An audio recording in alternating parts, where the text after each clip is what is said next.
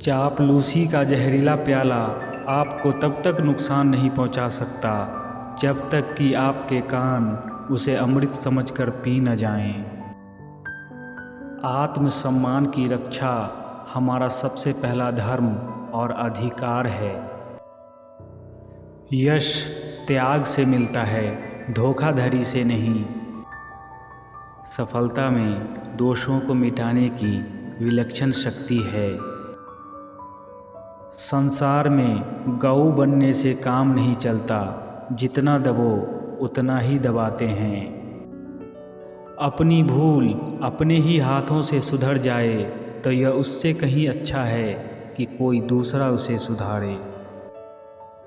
मित्र बनकर रहना स्त्री पुरुष बनकर रहने से कहीं सुखकर है।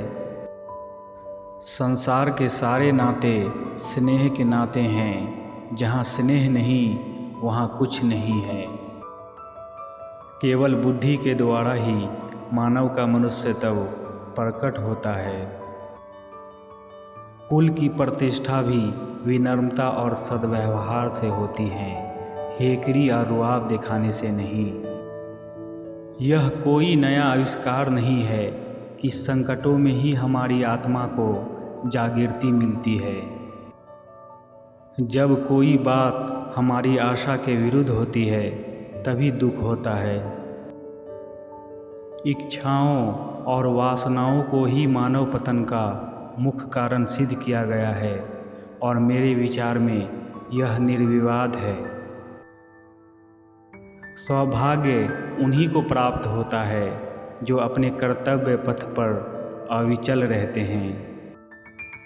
आदमी अगर धन या नाम के पीछे पड़ा है तो समझ लो कि अभी तक वह किसी परिष्कृत आत्मा के संपर्क में नहीं आया। प्रतिभा तो गरीबी में ही चमकती है, दीपक की भांति जो अंधेरे ही में अपना प्रकाश दिखाता है। मनुष्य का हृदय अभिलाषाओं का कीड़ा स्थल और कामनाओं का आवास है। हम सब मिट्टी के पुतले हैं, कोई निर्दोष नहीं। मनुष्य बिगड़ता है तो परिस्थितियों से या पूर्व संस्कारों से।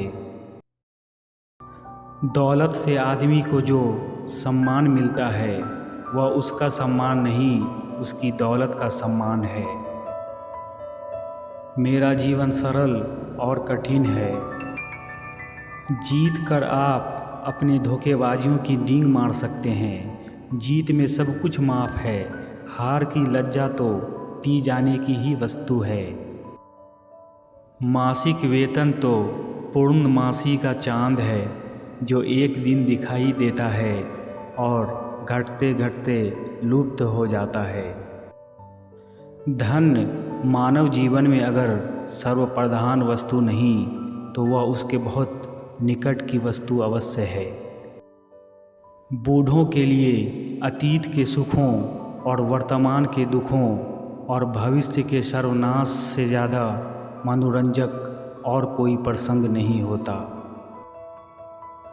जीवन क्या एक दीर्घ तपस्या थी जिसका मुख्य उद्देश्य कर्तव्य का पालन था। पुरुषार्थी लोग दूसरों की संपत्ति पर मुंह नहीं फैलाते, अपने बाहुबल का भरोसा रखते हैं। जिस व्यक्ति के कार्य उसके सिद्धांतों के विरुद्ध जाते हैं वह शायद ही आदर्शवादी हो। लिखते तो वो लोग हैं जिनके अंदर कुछ दर्द है, अनुराग है, लगन है, विचार है, जिन्होंने धन और भोग विलास को जीवन का लक्ष्य बना लिया, वह क्या लिखेंगे। जिस तरह सूखी लकड़ी जल्दी से जल उठती है, उसी तरह भूख से बावला मनुष्य जरा जरा सी बात पर तिनक जाता है। जिन वृक्षों की जड़ें गहरी होती हैं उन्हें बार बार सींचने की ज़रूरत नहीं होती।